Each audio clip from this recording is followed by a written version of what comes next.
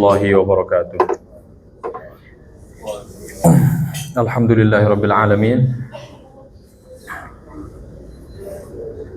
Adada khalqihi wa ridha nafsihi wa zinata 'arsyihi wa midada kalimatihi.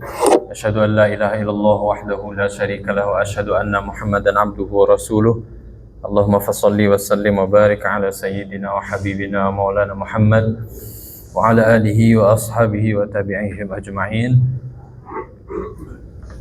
Jemaah salat zuhur yang dirahmati oleh Allah Subhanahu wa taala.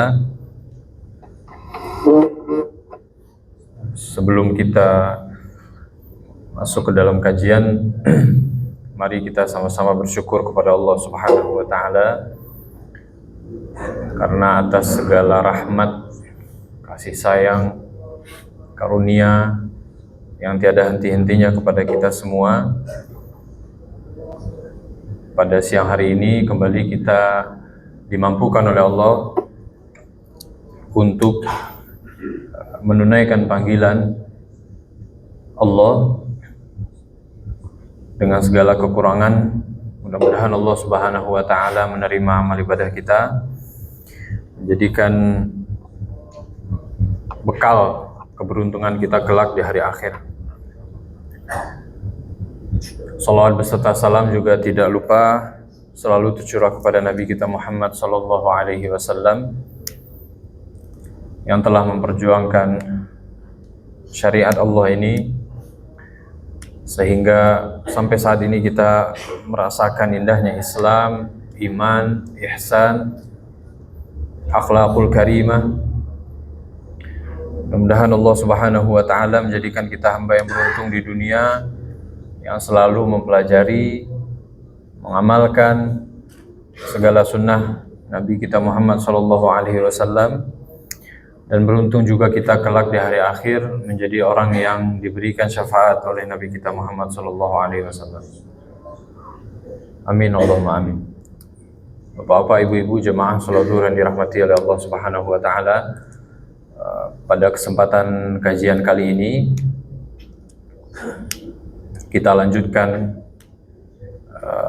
kajian tentang surat-surat yang biasa kita baca, yang biasa kita dengarkan daripada imam, yaitu surat-surat pendek yang ada di juz amma, yang mudah-mudahan dapat kita renungkan bersama, kita tadabburi, dan agar kita ketika kita membaca surat ini juga kita bisa membacanya dengan pemaknaan yang sesuai dengan yang diinginkan oleh Allah Subhanahu wa taala dan Rasulullah sallallahu alaihi wasallam. Jemaah yang dirahmati oleh Allah Subhanahu wa taala, surat kali ini adalah surat Al-Ma'un. Ya. Setelah surat Quraisy dan sebelum surat Al-Kautsar. Ini surat yang saya yakin semua yang ada di sini hafal surat ini, insyaallah. Ya. Al-Ma'un itu yang kita sering dengarkan namanya itu adalah nama suratnya Al-Ma'un. Padahal di kitab-kitab tafsir disebutkan bahwa selain nama Al-Ma'un, surat ini juga bernama surat Ad-Din. Ada ulama yang mengatakan surat Ar-Ra'aita, ya, yaitu biasa juga kita mendengarkan nama surat diambil dari awal ayatnya, ya. Surat Ar-Ra'aita. Ada juga yang mengatakan surat ini maknanya namanya adalah surat Al-Yatim. Ya, beberapa nama yang sudah saya sebutkan tadi itu diambil dari kata-kata yang ada dalam surat tersebut. Ya. Secara umum surat ini menggambarkan tentang buruknya keadaan seseorang dalam hablum minallah dan hablum minan nas. Ya, buruknya gambaran seorang hamba dalam hal hablum minallah dan hablum minan nas. Jadi vertikalnya kepada Allah buruk, horizontalnya kepada makhluk Allah juga buruk. Ya. Secara umum gambaran dari surat ini kaitannya adalah tentang seorang hamba yang buruk dalam hablum minallah dan hablum minan nas. Disebutkan tadi salah satu namanya adalah surat Al-Yatim.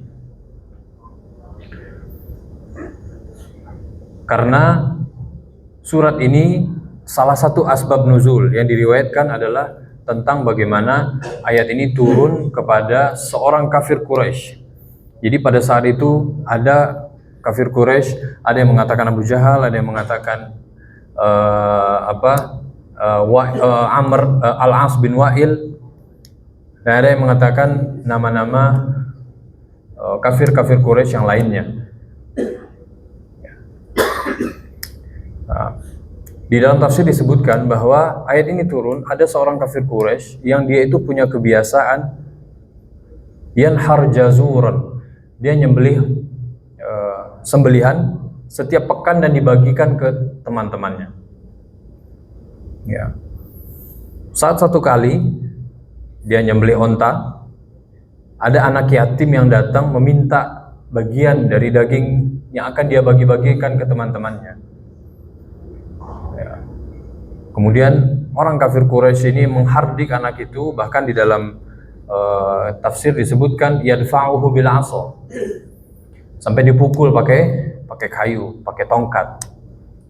Ya. Turunlah ayat ini. Allah Subhanahu wa taala berfirman, "Ara'aital ladzi yukadzibu bid-din, fadzalikal ladzi yad'u'ul yatim." Wahai Muhammad, tidakkah engkau melihat orang-orang yang yukadzibu bid-din, mendustakan agama? Ya, ad-din di sini beberapa tafsir, ada yang mengatakan agama. Ya. Dan ad-din ini juga secara bahasa, ketika ada dal, kemudian ya dan nun, itu adalah interaksi antara dua pihak, yang satu lebih tinggi, yang satu di bawah. Makanya kita ad-din, agama, adalah hubungan kita dengan Allah Subhanahu wa taala. Kita di bawah Allah yang paling tinggi. Dain, hutang, itu juga ada yang memberi, ada yang menerima. Yang memberi dia di atas, yang menerima dia di bawah. Ya. Nah, jadi tidakkah engkau melihat orang yang mendustakan agama, yang mendustakan Allah Subhanahu wa taala, yang mendustakan hari akhir? Ada ulama tafsir yang menyebutkan ad-din di sini adalah hari pembalasan. Dijawab oleh Allah Subhanahu wa taala dalam ayat yang kedua, fadzalikal ladzi yad'u'ul yatim. Jadi orang yang mendustakan hari akhir, itulah dia orang yang yad'u'ul yatim. Yad'u' itu artinya menghardik. Ya. Menolak dengan kasar anak yatim. Ya. Dan di ayat itu Allah juga menyebutkan fadzalika.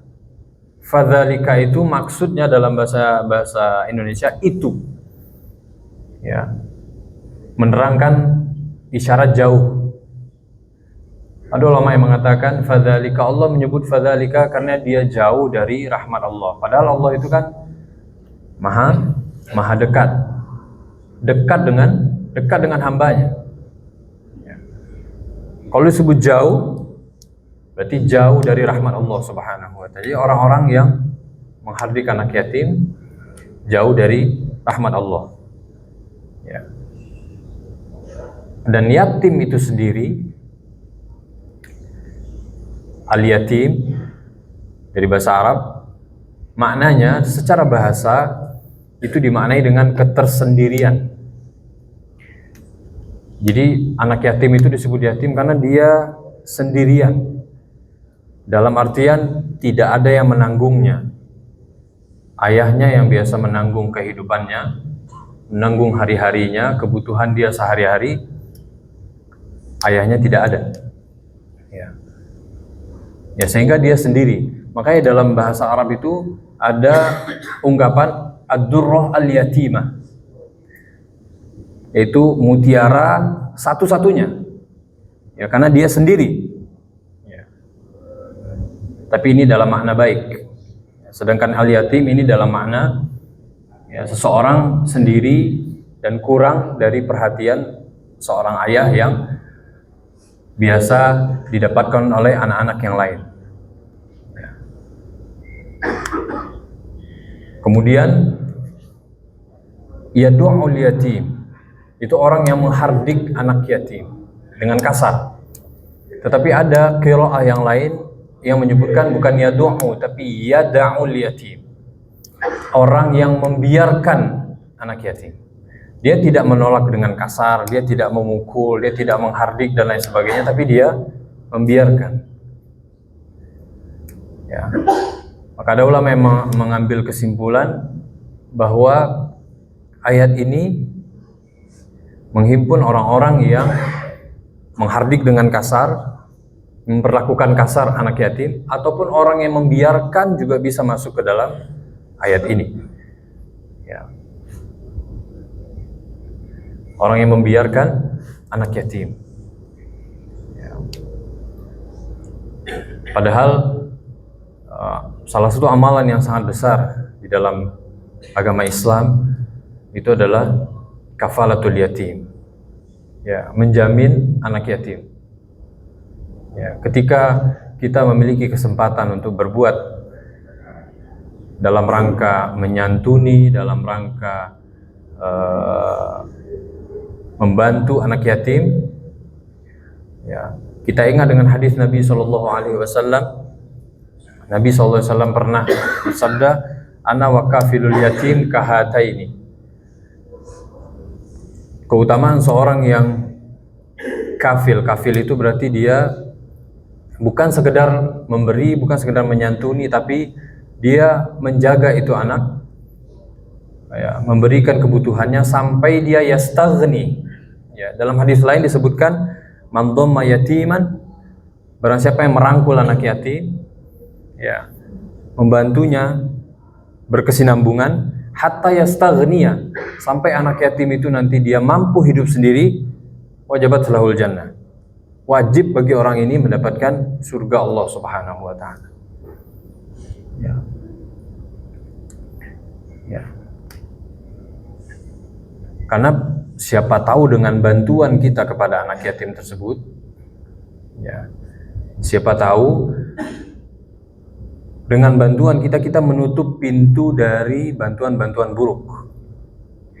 Ya, belum lama kemarin saya di kantor sempat ada yang datang, ibu-ibu ditinggal oleh suaminya, dia nggak tahu suaminya apa sudah wafat atau sekedar pergi saja, tapi memang sudah tidak ada kabar selama 4 tahun. Di situ saya berpikir, anaknya yang terakhir, anaknya itu putus sekolah, dan sekarang anaknya itu lebih banyak di pasar membantu ibunya, umur SMP kelas 3 kira-kira. Ketika dia sebut anaknya membantu ibunya, terkadang bantuin untuk beli makanan di rumah dengan hasil jerih payahnya, kadang saya berpikir, alhamdulillah anak ini Allah beri jalan untuk dia bisa membantu orang tuanya dengan keterbatasan akalnya di anak umur segitu.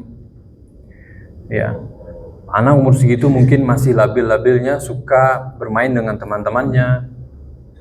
Ya.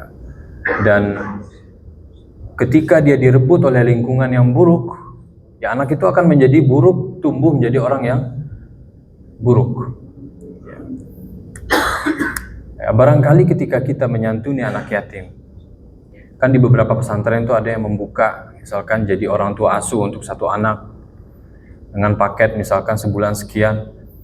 Ketika kita menjadi bagian dari itu, ya, barangkali kita menjadi orang yang menyelamatkan masa depan anak-anak di bangsa ini. Ya. Karena mungkin sudah tidak asing lagi mungkin di beberapa daerah di Jakarta ini, anak-anak narkoba, ya, dimanfaatkan oleh bandar-bandar, ya, dan lain sebagainya. Ya, mereka hidup di lingkungan yang buruk. Ya, bisa jadi di antara mereka itu adalah anak-anak yatim yang dibiarkan oleh tetangganya, anak-anak yatim yang dibiarkan oleh orang-orang yang mampu, tapi ya tidak terlalu memikirkan mereka. Makanya Rasulullah sallallahu alaihi wasallam, man dhamma yatiman hatta yastaghniya wajabat lahul jannah.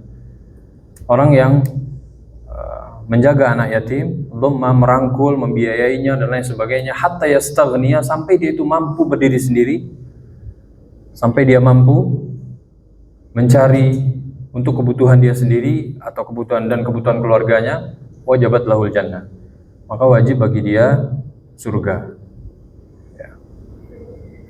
Allah Subhanahu wa taala dalam ayat ini, ara'aital ladzi yukadzibu biddin, tidakkah engkau melihat orang yang mendustai hari akhir? Fadzalika, orang itu adalah orang yang membiarkan anak yatim, menghardik anak yatim. Ya. Kemudian dilanjutkan dengan ayat wala yahuddu ala ta'amil miskin. Ya.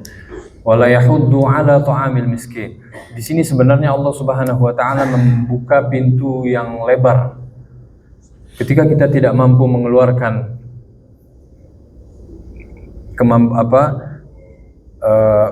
dari harta kita untuk membantu orang miskin, untuk memberi makan orang miskin, di sini disebutkan wala yahuddu, dia tidak menganjurkan.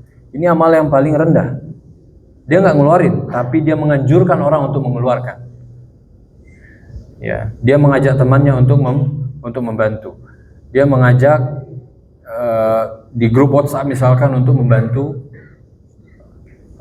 orang fakir, orang miskin. Ya. Dia tidak mengeluarkan dengan uangnya, tapi dia mengajak. Ya. Dan memang Allah Subhanahu wa taala dan Rasulullah sallallahu alaihi wasallam dalam syariat ini mengajarkan kepada kita juga, ketika kita membantu atau ketika kita memberi, jangan sampai kita salah beri, salah sasaran. Ya. Karena di ayat yang sebelumnya tadi, ada ulama tafsir yang mengatakan, orang kafir Quraisy ini, dia dihina oleh Allah Subhanahu wa taala, dihinakan perbuatannya, ya, karena dia menghardik anak yatim. Tapi di sisi lain ada juga perbuatan lain yang juga dihinakan oleh Allah Subhanahu wa taala, yaitu apa? Dia memberi teman-temannya, tapi dia tidak memberi anak yatim. Dia salah sasaran untuk memberi. Yang lebih membutuhkan justru tidak dia beri. Ya, mungkin bapak-bapak atau ibu-ibu juga pernah mendengarkan bi'sat ta'am. Ada hadis Nabi SAW, seburuk-buruk makanan itu adalah ta'amul walimah, makanan yang ada di walimah. Ya. Kenapa? Karena orang-orang, tamu-tamu yang datang itu barangkali tidak lebih butuh daripada tetangga-tetangga atau orang yang tidak jauh dari situ, orang-orang miskin yang tidak mendapatkan makanan pada hari itu. Ya. Walaupun dari sisi mengikram atau memuliakan tamu itu tidak ada masalah. Ya. Tapi dari sisi lain, barangkali ada yang lebih berhak di sekitar situ mendapatkan makanan tapi tidak diundang atau tidak dikasih. Sehingga Nabi SAW mengatakan bi'sat ta'am ta'amul walimah. Ya, seburuk-buruk makanan adalah makanan yang ada di walimah. Ya. Jadi ini tepat sasaran atau tidak tepat sasaran ketika kita memberikan makanan. Ya. Kemudian Allah Subhanahu wa taala melanjutkan fawailun lil mushallin. Ayat 1, 2, 3 berbicara tentang hubungan manusia dengan makhluk yang lain, sesama makhluk. Di ayat yang keempat, Allah Subhanahu wa taala menyinggung fawailun lil musalli, maka celakalah al musalli. Ada seorang ulama tafsir yang mengatakan begini, Allah itu ketika memuji, Allah menyebutkan muqimus shalah. Ketika konteksnya pujian, Allah itu selain kata salat itu ada di depannya iqamah. Iqamatus shalah, muqimis shalah. Dalam surat An-Nisa, Allah Subhanahu wa taala menyebutkan, lakinnar rasikhuna fil ilmi minhum wal mu'minun yu'minuna bima unzila ilaika wa ma unzila min qablika wal muqiminas shalah. Ya. Jadi orang-orang yang muqiminas shalah, mereka mendirikan salat mereka, itu disetarakan oleh Allah Subhanahu wa taala dengan al-mu'minun, yang beriman kepada apa yang diturunkan kepada Nabi Muhammad dan kepada apa yang diturunkan kepada umat-umat terdahulu, dan juga orang-orang yang dalam ilmunya, ar-rasikhuna fil ilmi minhum, disetarakan dengan orang yang al-muqiminas shalah. Nabi Ibrahim juga pernah berdoa, Rabbi ja'alni muqimas shalah Rabbana wa taqabbal du'a. Ya Allah, jadikanlah aku orang yang mendirikan salat dan keturunanku juga orang-orang yang mendirikan salat. Ya Allah, kabulkan doa kami. Ya. Di beberapa surat yang lain juga disebutkan al-muqiminas shalah. Jadi Allah Subhanahu wa taala ketika konteksnya memuji, Allah menyebutkan muqimus shalah, iqamatus shalah. Tapi ketika Allah ingin menghinakan, ya, mengatakan celaka, di situ Allah sebutkan fawailun lil musallin. Celakalah orang-orang yang salat. Allah tidak memakai kata iqamah. Ya, siapa itu orang-orang yang celaka? Orang-orang yang salat yang celaka itu siapa? Dijelaskan dua ayat setelah ini. Ya, di ayat ke-6 dan di ayat ke-7 Allah Subhanahu wa taala menjelaskan alladzina hum fi salatihim sahun. Afwan, ayat yang kelima, 6 dan 7. Ya. Orang yang salat dan celaka itu adalah orang yang lalai di dalam salatnya. Bukan di dalam, afwan, yang lalai dari salatnya. Ya. Allah Subhanahu wa taala di ayat itu menggunakan kata an salatihim. Orang-orang yang lalai dari salat mereka. Dan Allah Subhanahu wa taala tidak mengatakan fi salatihim. Makanya ada ulama yang mengatakan beruntung kita Allah tidak menggunakan kata fi di situ. Karena Allah kalau menggunakan kata fi kan berarti orang yang lalai di dalam salatnya. Lalai di dalam sholat, siapa yang tidak lalai di dalam sholat? Di antara kita di sini tadi yang ratusan orang sholat kita, siapa yang tidak lalai di dalam sholatnya? Ya, sekuat-kuatnya orang sholat, pasti masih ada juga dia kepikiran dunia lah, kepikiran apa, kepikiran kerjaan. Kadang mungkin tidak dari diri kita, mungkin ada di hadapan kita, mungkin ada yang terbaca atau apa, sehingga kita lalai di dalam sholat. Ya, maka beruntung kita Allah Subhanahu wa taala menggunakan kata an di situ, bukan fi. Ya. Yang mana an ini ada ulama tafsir yang mengatakan dari salatnya atau dia itu lalai dari substansi salat. Dia lalai dari inti salatnya. Siapa itu orang yang lalai dari inti salatnya? Alladzina hum yura'un. Yaitu orang-orang yang riya. Ya. Ada ulama yang mengatakan bahwa ayat ini turun, penggalan terakhir ini turun kepada orang-orang munafik di Madinah. Orang-orang yang mereka itu kalau sholat malas-malasan. Kalau dia nggak ada yang lihat, dia nggak sholat. Dia tinggalin sholat. Ya. Ya. Jadi, alladzina hum yura'un, karena mereka itu yura'un. Mereka itu sholat dalam kondisi riya. Karena sebenarnya sholat itu adalah gerakan, semua gerakan penghormatan seorang manusia itu ada di dalam sholat. Kita menghormati orang itu kadang kita dengan cara berdiri. Menghormati orang kadang kita dengan mengangkat tangan. Menghormati orang kadang kita dengan menundukkan badan. Ada orang yang menghormati sampai sujud misalkan. Walaupun itu tidak dibenarkan. Tapi semua bentuk penghormatan itu ada di dalam sholat. Ya. Tapi ketika seseorang sholat, itu kemungkinan dua. Dia benar-benar hormat kepada Allah Subhanahu wa ta'ala atau dia pura-pura hormat. Kalau dia benar-benar hormat, dia tidak mencari kecuali ridho Allah Subhanahu wa ta'ala.